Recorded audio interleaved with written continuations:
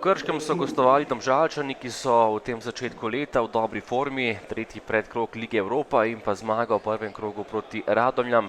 Krčani so gostovali pri Velenjčanih in dosegli pomembno točko, Dangubić je zabil pravi Eurogol.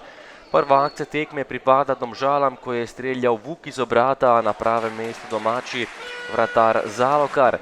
Potem pa nevarnejši Krčani, Bučar je preveril vratarja Golubovića, ki je žogo uspel odbiti v kot. Nemočen pa je bil Golubović v 22. minuti po prodoru Dangubića, lep zadetek Davida Bučarja in 1:0 za domače nogometaše. Veselje zelenih in domžalska obramba je bila tokrat nekoliko neodločna.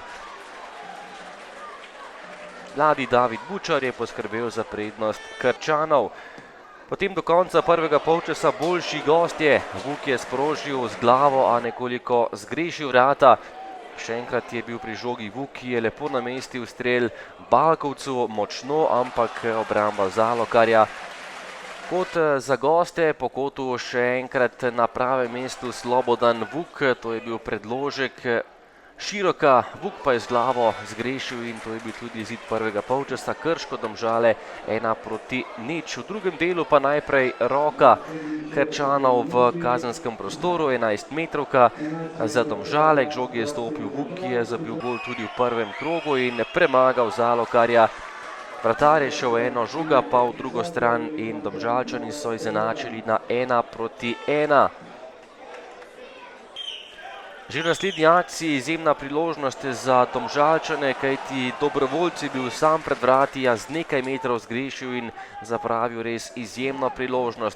Še enkrat Gaber Dobrovoljc, ki je vstopil v tem drugem delu in bil nevaren z glavo, potem pa še Matic Črnic, ki je meril daleč, ampak tokrat direktno v naročje domačega čuvaja mreže. Tudi Krško je zapretilo v drugem delu, Morovac oddaleč, obramba Golubovića in priložnost je splavala po vodi, potem pa še en napad za Domžalčane, dolga žoga vratarja Golubovića. Bratanović, ki je debitiral v domžalskem dresu, je ukradel žogo vratarju Zalokarju, imel pred sabo prazna vrata, pri tem storil prekršek in akcija je bila tokrat prekinjena. To je bilo še zadnje dejanje tekme, Krško Domžale 1:1. Več pritiska smo ustvarjali in bili bližje njihovim kazenskem prostoru, ampak smo bili raven naše igre je bila predvsem v prvem polčasu izjemno nizka in zaradi tega je ta točka dobrodošla glede na razplet. Tako da na koncu je nivo, ki smo ga prikazali, enostavno premalo za to, da bi tukaj odnesli zmago.